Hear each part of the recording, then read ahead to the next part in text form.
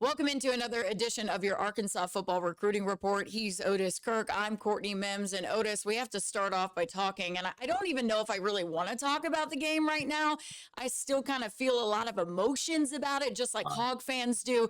But Arkansas losing to Texas A&M yesterday, 21-17 in AT&T Stadium. The final iteration, and I know Hog fans are probably very excited about that it's the final time they will be playing in AT&T Stadium in the Southwest Classic. But Otis, lots of things we can talk about went wrong for the Hogs in that game. What were your biggest overall takeaways of the matchup? My biggest takeaway was Taylor looked like KJ did last year, running for his life the whole game. I mean, and he was just running for his life the entire game. I thought when Arkansas went to quick hitting passes, screen a time or two, the draw play, running plays up the middle, because they were not going to let Taylor get outside on them for the most part.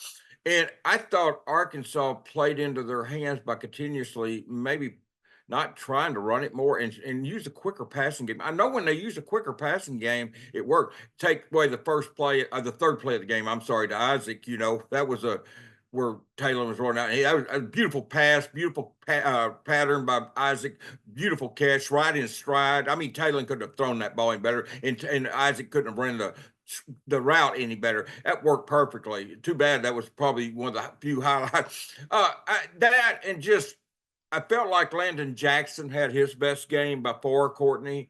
For whatever reason, I think he's probably been hurt some. There was a rumor at the Oklahoma State game he wasn't going to play. Obviously, he did. But I don't know if he's been hurt or not. But whatever. I know Landon had a really good game yesterday. I just felt like that Arkansas could be 5-0 right now. Certainly could be 4-1. Probably, in all honesty, that right now, in truth, they should be 4-1. They should have beaten Oklahoma State. I said they'd beat them by 2 touchdowns at the time. I wasn't impressed with Oklahoma State at the time. People scoffed at me because I said they beat them by 2 touchdowns because Oklahoma State was ranked 16th time. I just wasn't impressed with Oklahoma State. And it turns out they're not that good. Arkansas should have won that game. I'm not necessarily going to say they should have won that. They could have won the game yesterday. I'm not going to say they should have because Texas A&M's defensive line completely dominated Arkansas. They took away a lot of things at Arkansas, but Arkansas could have won the game. But I'm not going to say they should have, but they should have won the Oklahoma State game. Yeah, Arkansas probably should be 4-1 right now. My preseason pick of 8 wins made people laugh, but I had them 3-2 at this point. Now I had them beating Oklahoma State and losing to Auburn. Oh, okay. Okay. So I flipped those. I got the win back with Auburn. I had them losing to A&M in preseason. So I didn't in the prediction this week, but in preseason when I made that 8-4 prediction, I had them losing to A&M in Auburn. But I had them beating Oklahoma State. So when they beat Auburn, that got me back for the Oklahoma State game. So now, but I'll tell you, I really, really underrated Tennessee. I really did. I had them beating Tennessee. I'm not going to say they won't. I mean, that's why you play the game. And stranger things have happened, especially a night game in Razorback Stadium. I never will forget, some game day came here one time, and I believe it, if I'm not badly mistaken, it was against Tennessee. It was the only Terry time they've come ran here. wild that night. So anything can happen when you play a game. That's why nobody thought Kentucky was going to go to Ole Miss and win yesterday. So that's why you play the game. You don't play it on paper. But I will say this. I think that, but on the flip side of me saying that Tennessee's better than I thought, I don't think Missouri is as good as I thought they were. Okay. Because I had them losing to Missouri, and that's a game that, look, but if Arkansas doesn't stop turning the ball over, Courtney, they may not win any of these games, save Mississippi State and Louisiana Tech. They've got to stop turning it. They're beating themselves in a lot of ways. And I know some of that yesterday was forced. Like Taylor got hit when he threw the pick 6 against Oklahoma State. Yesterday, that last fumble, he was hit from behind. Yeah. He was hammered. He was rushed around. But and really, I mean, on the handoff between Taylor and JJ or Jaquindon down at the 9 or 10 yard line that set up the killer drive. That was the killer play for me. Was when Arkansas fumbled there and A&M got the ball to Arkansas too. But it felt like the Texas defensive lineman was in the backfield and was there when the handoff was made. That's why the fumble. I don't think Jaquindon ever secured it. And Taylor I don't really think it was so much you can't say, well, Taylor messed up or Quinton messed up. I don't think. I mean, the coaches can say what they want. I don't know what they think, but to me, it looked like the guy just disrupted the play, and he timed it where he hit him with right in the middle, kind of the handoff, and the ball gets on the ground, and that was a killer, Courtney. It That was a was. killer. If you take that away, honestly, I don't know what A&M wins. That was just a 10-yard drive was just an absolute killer. I will say this: when Arkansas tried the fake field goal, I was hoping they'd try it with Kyle, because try the kick, because if they Yeah. had that last, and let's say he made it. Let's just suppose he made it. He may have not, but if he had that last drive Arkansas was making, they'd be down 21-20 instead of 21-17. Then it changes everything, because at 21-17, you got to get a touchdown. At 21-20, you could be driving down to try to kick a winning field goal. So Right, that's right, why right. I wonder. I don't know it. Look, we don't know what Kyle would have made. He hasn't been 3 for 3. To do that, he would have had to be 3 for 3 in the game, and he hasn't been 3 for 3 in any game. I think he was 3 for 4 against 3 for 4 or 4 for 5 against UAB. So Yeah. he was, I mean, he's very capable of it. He did that at Abilene Christian last year. He only missed one field goal all year, and that was like well over 50 yards. But I really wanted him to kick the field goal there, but they didn't. And hey, Well, look, if the fake field goal had worked, we'd all be man, Sam Pittman, well, right, but Bobby Freno, so I'm not criticizing them. I'm just saying you're asking me my preference. I'm not being critical of no, anyone. and you're not. And I want to talk about a lot of things that you just mentioned there, Otis. We're going to break all of that down, just kind of part by part. One I'm of the sorry I things, babbled on too. well, no, you're fine. And I just want to, I kind of want to go off of what you said there about the fake field goal, because I was a little bit upset over that whole series of events that happened. And I know a lot of fans were too. And the reason being is because you saw that coming from basically a mile away. I Oh mean, yeah, yeah. I sat Yeah. there and said, even before the timeout, right? Even before they burned a timeout on all this, I went, wait a second, they're having him kick a field goal wait a second, what's going on here?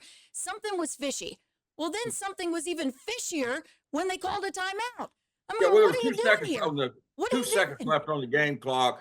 They probably had called, but hindsight, with 2 seconds left on the game, on the time, on the play clock, not the game clock. I'm sorry. On the play clock, there was 2 seconds left when Sam called the timeout. Hindsight, maybe they shouldn't have wasted the timeout, tucked the 5-yard loss on the penalty, and punted. Yeah, So I exactly. mean, What? But then, but but then here's the maddening part of all that, Otis, is that now Mhm. you've basically told Texas A&M and everyone in that stadium Yeah. something was going on, right? Well, I told Something Jerry was sitting going next to me. on. Jerry sitting next to me in the press box. I said, they're going to run a fake field goal. Thank you, Everybody thank knew you. it, and they knew it. So, Everybody knew it. so, You're so right. They everybody knew telegraphed it, that. and you still did it. That's what I'm saying. Where I agree with you, Otis. Let him kick the field goal. Just let him do it. At this point, you have basically told him. Mike Elko sat in the press conference and said, yeah, we knew they were going to do that. Yeah, we Yeah. were prepared for that. I think everybody in the stadium is familiar with Arkansas football and knew it. And my deal was, it was a long field goal. I think it would have been like 50 yards, maybe 50, a little over that. Yeah, But maybe 51 or something. yeah, but he's capable of making that. He made one against UAB like that, and he was hitting the ball pretty well yesterday. He's capable of doing that. He made them last year at Abilene Christian. He made one against UAB this year that far. His when he misses, he's just not hitting the ball well. But he hit the field goal yesterday that they tried. He hit that really well. I don't know, but even if he'd have missed that, they would have got the ball at the line of scrimmage, but it still would have been about 4 yards better off for Arkansas than where they gave the ball to them when they got tackled on the fake field, 2 or 3 yards back. I mean, they would have been a little bit better. It wouldn't have been in any worse shape if they took the field goal and he missed it. It wouldn't have been any worse for where. So I don't know. I was one thing that I thought was strange when Arkansas went up 17-14 on the field goal that Kyle did make. Arkansas, later on, Arkansas punted, and the ball went out at like the half-yard line. Yeah. I mean, after they had the ball, they got the ball, they punted. Arkansas got the ball, they punted, and it went out at like the one half yard line. And Arkansas put their second unit defensive line in. I What? didn't understand that, and they didn't put Landon, Cam, Eric, and Nico back in until they were on the Arkansas 5-yard line. Well, I but that didn't was weird. understand that. I want to ask you about that, Otis. I know you brought that up, and thank you for bringing that up because me and Mike Irwin were talking about that just now. Yeah, What was the decision making there? And I think Sam was asked about that, and I think he said we thought we would get some guys that were fresh in there. yeah. But these your starters were doing well. Your starters Well, were holding them, and then Landon you put in. really played well. Yeah, so that's what I'm saying. So Well, where was the well, I get kind of getting some fresh guys in there if they were looking like they needed to, but it didn't look like to me they needed to do that. So well, I another don't think you baffling can. decision there that It's I just can't like 9 minutes explain. to go in the game. I don't think you can do that there, Courtney. I think you've got to put your starters in and just if somebody's cramping, you can put in one. You can sub one person for one, but you don't. They subbed out the entire line, and Landon was having the game. And I will say this now: his backup, Quincy Rose Jr. got a sack yesterday, so it wasn't like he played. But one thing I didn't understand is they got out of that immediately, made a 10-yard gain. A&M got out of the hole at the half-yard line. Then they reeled off a pretty good run or a pass. I don't remember, but they like 20 or something yards or something. That's why then I don't know why you don't bring your starters back in at that point. Why wait till they get down to the 10-yard line? Because you're up 17-14. And even if you stop them and force a field goal and they make it, it's still 17-17, and you've got the time to go down and kick a Correct. field goal and win it. You've got time left. So that's what I didn't understand, but it's I know it's and I'm sure they had their reasons on that. And I know I know Sam made a comment about they had a lot of people cramping up, and he talked to Dave Polinsky about it. Uh I know, and he's made a point since the Oklahoma State game where they didn't sub and the guys wore out. Sam has made a point since that time. They are going to play more people, and I do think they need to play more people. But not What I'm right saying there. is, I don't think that was the time to do it, But Courtney. That's but my point. I don't think that was the time. I like the idea. I didn't like playing 30-something players against Oklahoma State. It was really hot that day, 11 o'clock kickoff, if I remember right. It's hot. But yesterday, I noticed they were playing more people, but I couldn't believe they left those guys in until they got down to the 5-yard line. It's like, and you that's and everybody else, Otis. 17, and then you're down where you've got to get a touchdown. And that goes back to my earlier point that if they had kicked the field goal earlier, when the fake and made it, if I get that, it's all ifs. But if they kicked the field goal there and made it, they'd only be down 21-20, even with that touchdown. Then you can go down, take that last drive, and all you got to do, you try to get a touchdown. But if you don't and you get a field goal, you're in the league, Courtney. So Yeah, yeah, and yeah. I don't know that Otis, you're Kyle's speaking 3 for 3. Otis, you're speaking the truth here. And I just again there was some baffling decision making there that kind of made me go, Well, what are we doing? What is happening? Why are we doing this? Because you and everybody else who have watched the game of football, a lot of football, are going, whoa, something's going on here that you can't really, well, and even the explanations, and I'm sorry, Otis, I hate to say yeah. this, but even the explanations we Oh yeah. get on some of these things make me even madder about it because I'm like, these don't even explain exactly why you were thinking that. They're not good excuses. They're not good explanations. And I Well, I think that's think where a lot of people are frustrated in some of the things that this Arkansas team, this Arkansas coaching staff, that's why they're frustrated. I get it. I understand. I think Sam sometimes worries too much about saying something, making it sound like an excuse. Hey, man, just say it. I mean, and here's the deal. I don't, I mean, people, when you lose, you got to understand as a coach, people are going to rip you anyway. So quit worrying about people piling on you. I mean, just say it. And I just felt like, my but this goes back even before Sam Pittman. This goes back to Chad Morris, Brett Bielema, John. Everybody since Bobby Petrino left as head coach. My headline yesterday was Arkansas, something to the extent, I don't know word for word, but something Arkansas loses in a familiar fashion, because we've seen this so many times against A&M where Arkansas has a late lead, they find a way to give it up. We got a tripping penalty, Dan Skipper one time, very marginal call. I'm not criticizing Dan, but I'm just saying you miss an open receiver one time. I think it was Morris was wide open and they missed him late in the game against A&M when Chad was here. It's just not Chad Moore, but Chad Morris. I mean, the receiver was Isaiah Morris's son. I just there's Yeah. been so many times where they found they in that series, they find ways to lose that game instead of Correct. finding ways to win it. And that's what I think. Well, I don't think I know that's one reason so many people are frustrated because a lot of these games they've lost, they've had a chance. I'm not going to necessarily say they should have won, but they could have won, Well, Courtney. well, See, Otis, when you say you could have won and you've lost like 10 out of 11, is it asking too much to maybe win 3 or 4 of those? I mean, yeah, yeah.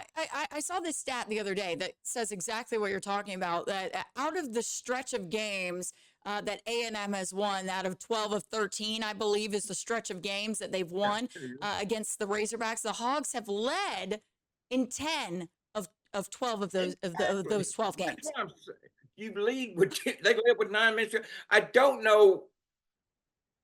I don't think it's asking too much to expect to win a few of those. I'm not saying, Arkansas should be 13-0 against. I'm not saying that, and I don't think any logical person's saying that. But I do know Arkansas has had a chance to win, including yesterday, a Mhm. chance to win most of those games, Yeah. and they don't. And they find a way to lose, and that's why my headline and purposely was saying Arkansas loses in a familiar something about in a familiar fashion, something to that extent, Courtney. It Yeah. was just in other words, we've seen this movie before. Oh, we It's have, it's always the same. and Yeah, we know the except ending, and we 2020, don't like the 2021. I'm sorry, ending. 2021. The ending was different. Other than that, it's been the same thing.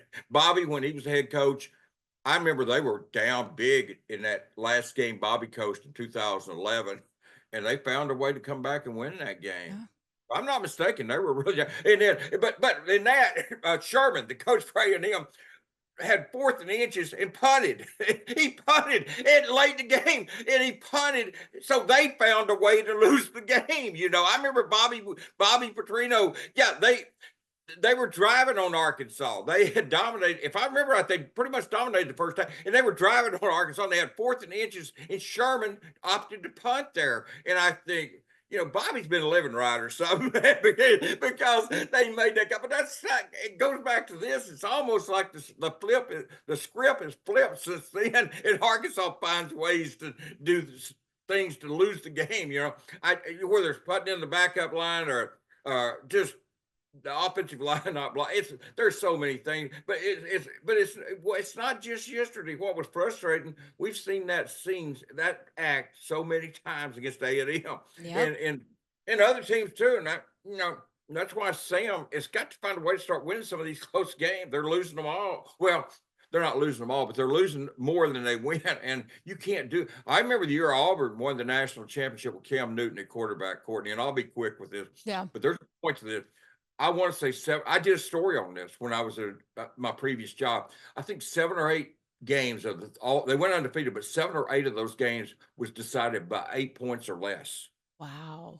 I remember it wasn't like Auburn went out and just mercied everybody, man, just beat the devil out. No, I think it's 7 or 8 of the wins, maybe 8, I think, came with 8 points or less. And I remember Cam threw a ball, the Mississippi State linebacker broke on it. It was a side pass, Yeah. and the Mississippi State linebacker broke on it late in the game, dropped it right in his hands, dropped it. It was going to be a pick six. Yes, but Auburn found ways to win, and that's my point with that. And that's what Arkansas has just not been able to do. And you can't just say it's Sam Pittman's fault or it's Bobby Petrino's fault or it's Travis Williams' fault. It's been this way ever since Bobby left as head coach. And I will say this about Travis Williams. I know we questioned putting in the backup defensive line, but that defense played well enough to win that game yesterday.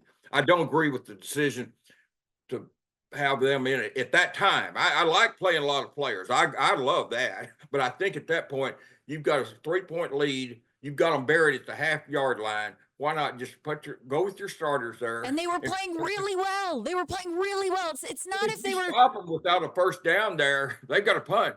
That's going to flip that field position because Arkansas had terrible field position yesterday. They seemed like every drive started at if they got the ball at the 25, it was almost like a gift, because the rest of them was starting at 10, the 5, it just Arkansas's field position starting out was terrible, but that would have been a chance if you could have forced a punt there, if you could have, and it's all ifs.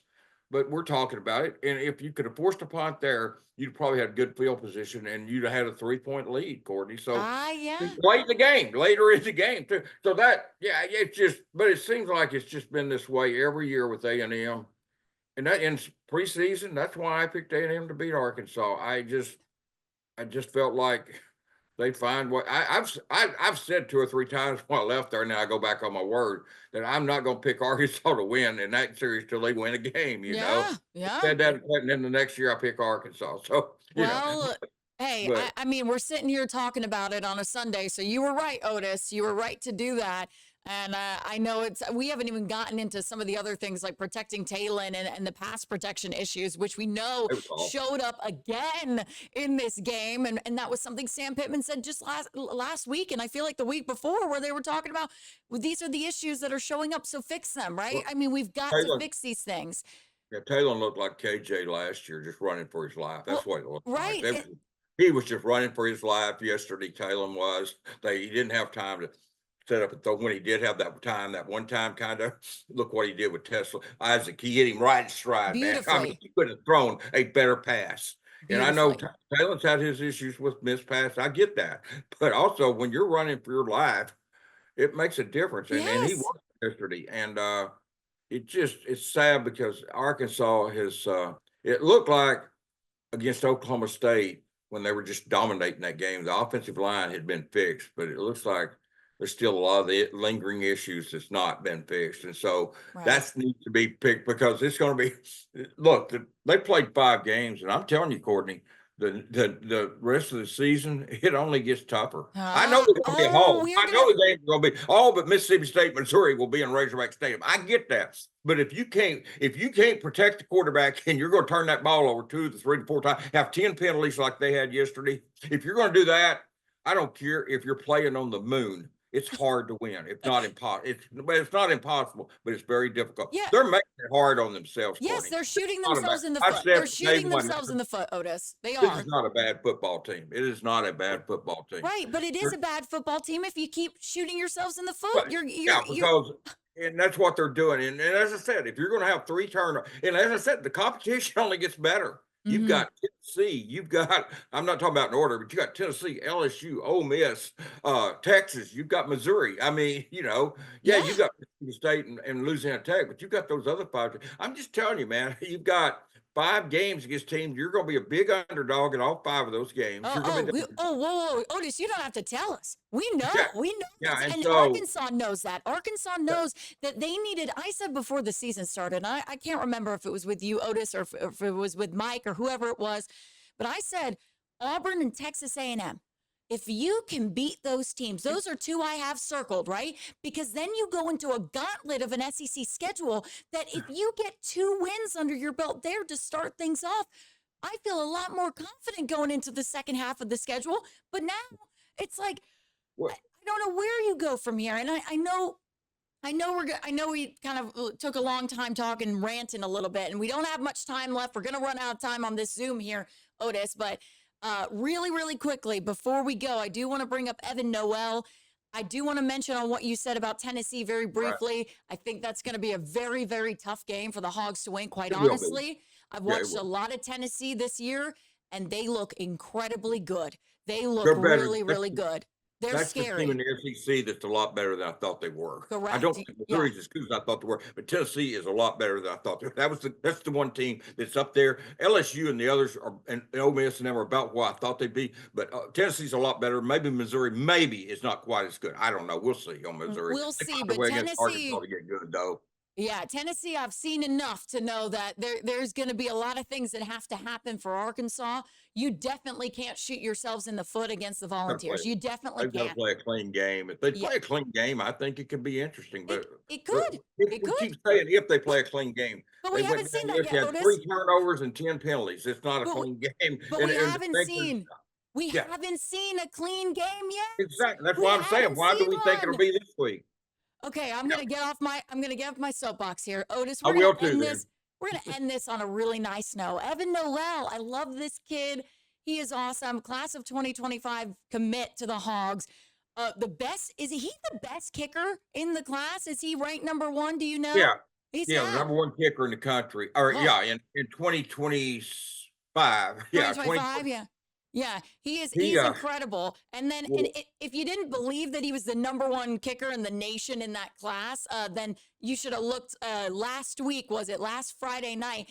He kicked a 61-yard field goal, which set a Mississippi State record, right? It tied the SEC record. It was like 5 yards off from the NFL record. I believe the NFL record is 66. Someone in the comments can correct me if I'm wrong I on think that. Tom Dempsey kicked that, if I'm not mistaken. The Yes, I believe 66. you're right. And Okay. so that was incredible. Incredible. He kicks it. Awesome. Probably could have been good from 62, 63, 64. I mean, it was a great kick.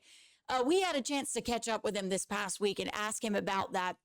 And he mentioned Arkansas. And I love what he had to say. He said, the reason I chose Arkansas, the reason I want to go the Hogs is I really like Scott Fountain. He communicates with my family all the time, every single week. Great communication. But when you walk into that building, they treat you like you are the number one quarterback in the nation. He said he gets treated when he walks in the building like he is a true star, right? Like he was like, I get treated like Dak Prescott over here, like, and I'm not, but that's how I get treated. And so he loves it. And I want to ask you about that because you cover recruiting better than anybody else in the area. And so you know what these kids say, but how awesome is that to hear that from a Hogs commit? Well, it's awesome, and he's telling the truth because I was at the Hog Wild Hangout. I didn't get to go to the actual. We're not allowed into that, but we can stand off the campus and talk to kids if they leave there. And I will say this: Scott Fountain followed Evan Noel to his car, talked to him, followed him away from the U of A all the way over to the parking lot to his car, and they stood there and talked maybe. Well, it seemed like forever, but honestly, probably 10 minutes, 15. Yeah, Fountain went out of his way to do that. Here's what they thought they had set up. Evans in the 2025 class. The plan was Cam Little would kick 4 years. Cam would be the kicker this year. Then Evan would come in and kick for 4 years like Cam did. What happened was Cam went to the NFL a year early, so that threw him into I'm not going to say panic mode, but that threw him into a adjustment mode. And so Yes. they had to they went and got the kicker from Hawaii. Then they went, and then the kicker from Abilene Christian Ramsey opened up in the summer. So they went and got him. And so now that's what they've done. They've had to make a do for a year till Evan gets here because that was the original plan was to let Cam be the 4-year kicker, let Evan come in and do the exact same thing that Cam did, just kick 4 years and then go to the NFL. But yeah, they do treat him well. I've seen it. I've actually seen that. I saw that at the Hog Wild Hangout picnic, whatever they call that. But yeah, they do. And every kid's, I mean, that's what Colton Yarborough told me. He said when he walks in that door, they talk to him. He act like he's, the greatest stuff.